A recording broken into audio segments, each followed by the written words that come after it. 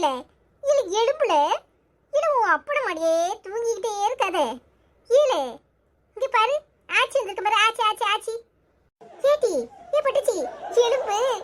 என்ன ரெண்டு பேருக்கும் ஒரே தூக்கமா தான் இருக்கு. பக்கத்துல ஆச்சி வந்திருக்கேன், கொஞ்சம் எந்திக்க மாட்டேங்க ரெண்டு பேரும். ஏய் எழும்புங்க. எத்த எத்த எத்த என் பிள்ளைய கொஞ்சம் தூக்கியாந்து காட்டுத்த. பாரு, உன்னை யாரு இங்க வர சொன்னா? மைனிக்கு தெரிஞ்சா அவ்வளவுதான், என்ன உண்டு இல்லன்னு ஆக்கிரும். மரியாதையா வெளியே போ. ஏய் மைனிக்கு தெரிஞ்சா என்ன உண்டு இல்லன்னு ஆக்கிரும். உன்கிட்ட தானே சொல்றேன், மரியாதையா வெளியே போ. நித்யா வந்தானா அவ்வளவுதான். அத்த ஒரே ஒரு தடவை என் பிள்ளைய பார்த்துட்டு போயிடுறேன். நித்யா எப்படி இருக்கு நித்யா? நித்யா நித்யா நல்லா இருக்கியா நித்யா? எப்படிமா இருக்க? சீ வாய மூடுங்க. என்கிட்ட பேசுறதுக்கு உங்களுக்கு என்ன தகுதி இருக்கு? எவ்வளவு தைரியம் இருந்திருந்தா ஏன் குழந்தைய தூக்கி மாலதிக்கு கொடுக்கறதுக்கு பிளான் பண்ணிருப்பீங்க. உண்மைதானே? நீங்க மாலதி கிட்ட சொன்னீங்களா? என் குழந்தைய அவளுக்கு தர்றதா சொன்னீங்களா இல்லையா? நித்யா நீ என்ன புரிஞ்சுக்க வேணுதான். நான் உன்கிட்ட கேட்காம மாலதி கிட்ட சொல்லிட்டேன். 2 பிள்ளை பிறந்தா ஒரு பிள்ளைய அவளுக்கு தர்றதா நான் சொன்னேன். அவளுக்கு குழந்தை பிறக்காதுன்னு சொல்லிட்டாங்க. அவ பாவம்லாமா, அதுக்காக தான் சொன்னேன். நீ என்ன புரிஞ்சுக்குவனு எனக்கு தெரியும். ஆனா அம்மா என்ன வீட்டை விட்டு வெளியே போன்னு சொல்லிட்டு இப்பவும் சொல்றேன். நான் மனசாரதான் ஒரு குழந்தைய அவளுக்கு கொடுக்கறதா சொன்னேன். குழந்தை நம்ம கிட்ட வளர்ந்தா என்ன, அவகிட்ட வளர்ந்தா என்ன? புரிஞ்சுக்கோ நித்யா. வாய முடுங்க. உங்களை நினைச்சாலே அருவருப்பா இருக்கு. கட்டுன புருஷனாச்சேன்னு பாக்குறேன். என் நேரம் இத வேற யாராவது சொல்லியிருந்தா உண்டு இல்லன்னு ஆக்கியிருப்பேன். ஏன் குழந்தைய அவளுக்கு தூக்கி கொடுக்கறதுக்கு உங்களுக்கு என்ன உரிமை இருக்கு? குழந்தைக்கு அப்பன் ஆயிட்டா போதுமா? அந்த குழந்தைய 10 மாசம் சுமந்து பெத்தவன் நானு. ஏன் குழந்தைய என்கிட்ட கேட்காம அவளுக்கு தாரேன்னு நீங்க எப்படி சொல்லியிருப்பீங்க? மரியாதையா வெளியே போங்க. என் மூஞ்சில முழிக்காதீங்க. இனி நம்ம 2 பேருக்குள்ள எதுவும் கிடையாது. மரியாதையா இப்பவே வெளியே போங்க. நித்யா நான் சொல்றத கொஞ்சம் கேளுமா. நான் பேசுறத கேளு, என்ன புரிஞ்சுக்கோமா. அக்கா மரியாதையா அவரை வெளியே போக சொல்லுங்க. இனி என் மூஞ்சிலே அவர் முடிக்க கூடாது. அவருக்கு எனக்கும் எந்த ஒட்டு உறவும் கிடையாது. என் பிள்ளைய எப்படி வளர்க்கணும்னு எனக்கு தெரியும். என்னைக்கு என் பிள்ளைய தூக்கி என்கிட்ட கேட்காம அவளுக்கு கொடுக்கன்னு சொன்னாரோ அப்பவே 2 பேருக்குள்ள உறவுக்கு எந்த அர்த்தமும் இல்லாம அருந்து போச்சு. என் பிள்ளைய எனக்கு வளர்த்துக்க தெரியும். மரியாதையா வெளியே போக சொல்லுங்க. இங்க பாரு, அவதான் சொல்றல்ல வெளியே போ. இன்னையே நின்னுகிட்டு இருக்கே. குழந்தை பெத்தவள போட்டு பாடா படுத்தி எடுக்காத. மைனி வந்தாலும் இததான் சொல்லும். நித்யா அசோக் பாவம், அவன் எந்த தப்பும் பண்ணல. நான் தான் எனக்கு ஒரு குழந்தைய கொடுன்னு கேட்டேன். அதனாலதான் அவன் தாரேன்னு சொன்னான். புரிஞ்சுக்கோ நித்யா, எனக்கு குழந்தை இல்லாம போனதுக்காக தான் அவன் அப்படி சொன்னான். இனி உன் குழந்தைய நான் கேட்க மாட்டேன். நான் வேற குழந்தைய தத்தெடுத்துக்கிறேன். ப்ளீஸ் நித்யா, அவனை ஏத்துக்கோ. என்ன 2 பேரும் ஒருத்தருக்கு ஒருத்தர் டிராமா போடுறீங்களா? இங்க பாரு, நீ குழந்தைய கேட்டிருந்தாலும் சரி, அவர் உனக்கு தாரேன்னு சொல்லியிருந்தாலும் சரி, 2 பேரும் தப்பா தான் இருக்கீங்க. இங்க பாருங்க, என் குழந்தைய மேல உங்க யாருக்குமே உரிமை கிடையாது. மரியாதையா எல்லாரும் இடத்த காலி பண்ணுங்க. இன்னொரு தடவை என் மூஞ்சில முழிச்சீங்க அப்புறம் நடக்கிறதே வேற. என்ன நித்யா நீ இவ்வளவு ஹார்ஷா பேசுற? இது நாள் வரைக்கும் இப்படி ஒரு நித்யாவை நான் பார்த்ததே இல்லை. எனக்கே ஆச்சரியமா இருக்கு. நீ இப்படி கடுமையா பேசி நான் பார்த்ததே இல்லையே. ஏன் நித்யா இப்படி மாறிட்ட? இங்க பாரு மாலதி, தேவையில்லாம இங்க வந்து பிரச்சனை பண்ணாத. மரியாதையா வெளியே போ.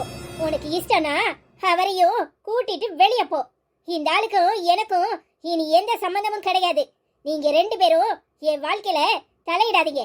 என் பிள்ளைய எப்படி பாத்துக்கணும்னு எனக்கு தெரியும். நித்யா இவ்வளவு பிடிவாதம் பிடிக்கிற? அசோக் ரொம்ப நல்லவன். அவனை பத்தி நீ புரிஞ்சுக்கிட்டது இவ்வளவுதானா? ஏய், நான் அசோக்கு கிட்ட பழகின நாள்ல இருந்து இன்னைய வரைக்கும் அவனை பாக்குறேன். அவன் 1% கூட தப்பானவன் கிடையாது. நான் எவ்வளவோ பிரச்சனை பண்ணியிருக்கேன், நான் இல்லைன்னு சொல்லல. ஆனா உன் குழந்தைய உன் அனுமதி இல்லாம கேட்டது ஏன் தப்பு தான். மன்னிச்சிடு. இனி நான் அப்படி கேட்க மாட்டேன். எனக்கு குழந்தை மேல அம்புட்டு ஆசை. எனக்கு குழந்தை பிறக்காதுன்னு தெரிஞ்சதும் அசோக்கு கிட்ட நான் கேட்டேன். அதனாலதான் அவன் எனக்கு ஒரு குழந்தைய தாரேன்னு சொன்னான். நான் இப்ப உன் குழந்தைய பார்க்கறதுக்காக தான் வந்தேன். ஆனா தயவு செஞ்சு எந்த தப்பான எண்ணத்தோடையும் வரல. நீ உன் குழந்தைய நல்லபடியா வள. உன் குழந்தை உன்கிட்டயே இருக்கட்டும். நான் எக்காலத்திலயும் அதை கேட்க மாட்டேன். நான் பண்ண தப்புக்காக நீ அசோக தண்டிக்காத. அவனை மன்னிச்சிரு. மாலதி, எனக்காக நீ ஏன் உன் மேல பழி போட்டுக்கிற? சும்மா இரு அசோக், நான் தான் பேசிட்டு இருக்கேன்ல. ஐயோ போதும் சாமி, ஆளை விடுங்க. ஒருத்தருக்கு ஒருத்தர் நல்லா நடிக்கிறீங்க. யாரு சொன்னீங்களோ எனக்கு தெரியாது.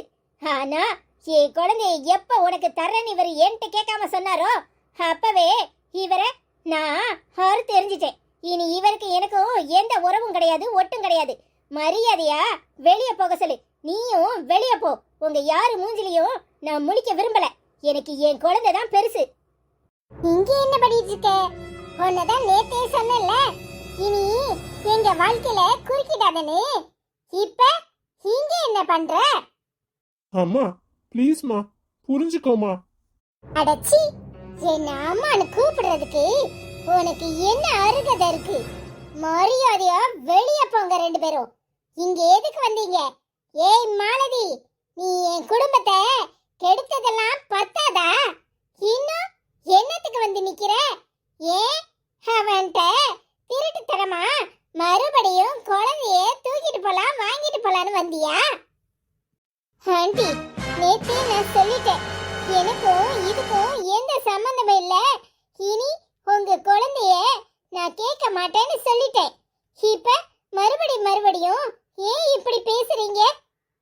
பின்ன உனக்கு இங்க என்ன வேலை? எதுக்காக இங்க வந்த? கிட்ட சொல்லி அசோக் மேல எந்த தப்பும் இல்லைன்னு சொல்லிட்டு போலான்னு வந்தேன். குழந்தைய பார்த்துட்டு போலான்னு வந்தேன். வேற என்ன உள்நோக்கத்துடனும் நான் இங்க வரல.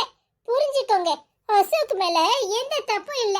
நான் தான் குழந்தைய கேட்டேன். என் மேலதான் தப்பு. என்ன மன்னிச்சிருங்க. வாய மூடு.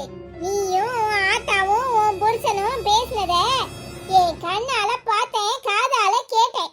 அதுக்கு மேல எதுவும் பேசாத. இந்த மாங்காய் மடையன் தான் குழந்தைய உன்கிட்ட கொண்டாந்து குடுக்கன்னு சொன்னானே. உங்க ஆத்தா தான் தெள்ள தெளிவா சொன்னாலே. இங்க பாரு, எனக்கு உன் மேல எந்த விரோதமும் இல்ல. இப்பவும் சொல்றேன், ஒழுங்கா உன் வேலைய பார்த்துட்டு போ. இவனை இந்த வீட்ல நடையேத்தவா வேண்டாமனே நானும் என் மருமகளும் தான் முடிவு பண்ணணும். நீ இதுல தலையிடாத. நீ போ மாலதி, நான் பேசிக்கிறேன். உனக்கும் இதுக்கும் எந்த சம்பந்தம் இல்லைன்னு சொல்லிட்டாங்கல்ல, நீ கிளம்பு.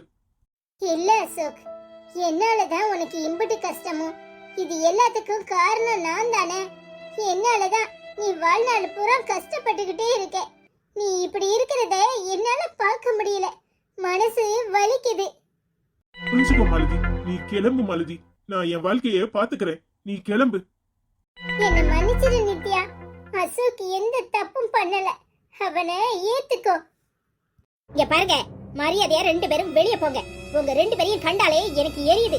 என் குழந்தைய எப்படி வளர்த்துக்கணும்னு எனக்கு தெரியும். எங்க அத்தை இருக்காங்க. நீங்க ஒருத்தருக்கு ஒருத்தர் விட்டு கொடுத்து பேசுறது எனக்கு சுத்தமா பிடிக்கல. தப்பு பண்ணது என் புருஷன், எனக்கு நல்லாவே தெரியும். ஆனா எப்ப அவரே வேண்டான்னு நான் துணிஞ்சிட்டனோ, எனக்கு என் புள்ளதான் முக்கியம்னு உங்களுக்கு புரிஞ்சிருக்கணும். மரியாதையா வெளியே போங்க.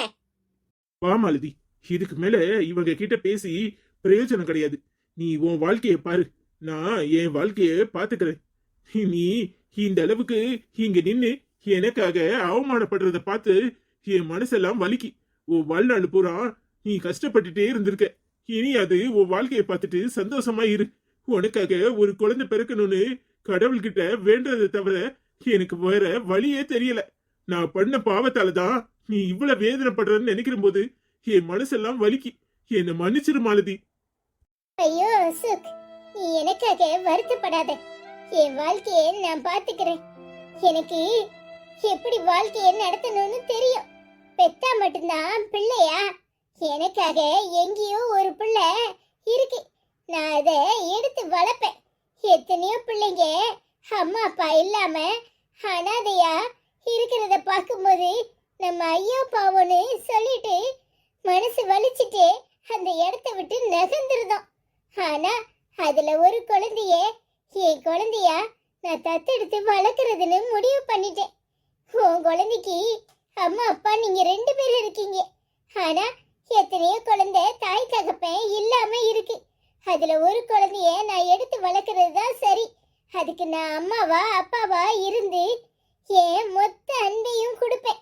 என் குழந்தை நல்லபடியா என்கிட்ட வளரும். நான் என் வாழ்க்கையை சந்தோஷமா ஓட்டுவேன். நீ கவலைப்படாத. நான் வரேன் அசோக். மாலதி, உன்னை நினைச்சா எனக்கு ஆச்சரியமாவும் பெருமையாவும் சந்தோஷமாவும் இருக்கு. உன்ன மாதிரி ஒருத்திய இழந்துட்டோமே நினைச்சு இப்ப நான் கூனி குறுகி வேதனைப்படுறேன். நீ உன் வாழ்க்கையில எப்பவுமே சந்தோஷமா இருப்ப. பிள்ளைய பெத்த இவளை விட பிள்ளை பக்காத நீ எவ்வளவு பெரிய தாய் தெரியுமா? நீ ஒரு குழந்தைய தத்தெடுத்து வளர்க்குறன்னு சொல்லும்போது உண்மையிலே எனக்கு ரொம்ப சந்தோஷமா இருக்கு. உன் குழந்தை பெரிய ஆளா வருவா. உன் குழந்தை உனக்கு நல்லா பாத்துக்குவா. இவங்க எல்லாம் என்னமோ நினைச்சிட்டு இருக்காங்க. இந்த உலகத்துல உன்ன மாதிரி ஒரு தாய் கிடைக்க அந்த குழந்தை ரொம்ப கொடுத்து வச்சிருக்கோம். நீ எப்பவும் சந்தோஷமா இருப்ப. கவலைப்படாத. போயிட்டு வா மாலதி. நான் வரேன் நித்யா. நான் வரேன் ஆண்டி. நாம வீட்டுக்கு போவோம். இன்னைக்கு டிஸ்சார்ஜ் பண்ணலான்னு சொல்லிட்டாங்கல்ல. போய் டாக்டர்கிட்ட பேசிட்டு வாங்க. சரிம்மா நித்யா. இங்க பாருங்கக்கா, உங்ககிட்ட சொல்றேன், நல்லா கேட்டுக்கோங்க. என் குழந்தைக்கு அம்மா அப்பா எல்லாமே நான் தான். இனி யாரோடைய மூச்சு காத்தும் என் குழந்தை மேல படக்கூடாது. என்னை விட எப்ப அந்த மாலதி வசதியோ அப்பவே எல்லாம் அறுந்து போச்சு. என்னை விட அவளை மிஸ் பண்ணது தப்புன்னு சொல்ற அளவுக்கு இருக்காங்கல்ல. இததான் நானும் எதிர்பார்த்தேன். இனி என் குழந்தைக்கு அம்மா அப்பா எல்லாமே நான் தான். யாரும் எனக்கு தேவையில்லை. தெள்ள தெளிவா எல்லாருக்கும் புரிஞ்சிருக்கும்னு நினைக்கிறேன். நான் வரேன். எப்ப நான் தேவை இல்லையோ அதுக்கப்புறம் இவங்க கிட்டலாம் புரிய வைக்க முடியாது. என் மேல எந்த தப்பும் இல்லைங்கிறது தான் உண்மை. குழந்தை பெத்த இவளை விட குழந்தைக்காக ஏங்குற மாலதி எவ்வளவோ உத்தமி. நான் வரேன். அத்தை, ஒண்ணு மட்டும் சொல்லிட்டு போறேன், நல்லா கேட்டுக்க சொல்லு. இவளுக்கு தலக்கணமும் திமிரும் அகம்பாதமும் ரொம்ப வந்துருச்சு. 2 குழந்தைய பெத்த உடனே உலகத்துல நாம தான் பெரிய ஆளுன்னு இவ நினைக்க ஆரம்பிச்சுட்டா. மாலதிய ஏளனமா பாக்குறதா நான் நினைக்கிறேன். ஆனா மாலதி ஒரு நாள் கூட இவ பிள்ளைய கேக்கல. நானாதான் அவளுக்கு கொடுக்கறேன்னு சொன்னேன். அவ கையேந்திர நிலையில நிற்கான்னு இவங்களுக்கெல்லாம் அவளை பார்த்தா துச்சமா தெரியுது இல்ல. ஆனா அவ பாவம் என்னைக்குமே இப்படியே இருக்க மாட்டான்னு சொல்லி வை இவங்க கிட்ட. என்னக்கா சொல்றாரு? என்ன சொல்றாரு? அறிவு கட்டத்தனமா ஒளறிக்கிட்டு இருக்காரு. நான் பெத்த குழந்தைய அவளுக்கு கொடுக்கணும்னு சொல்றாரா? இவர் வாயில இப்படி ஒரு வார்த்தை வருது. மாலதிய நான் துச்சமா நினைச்சேனா? எங்கக்கா நினைச்சேன்?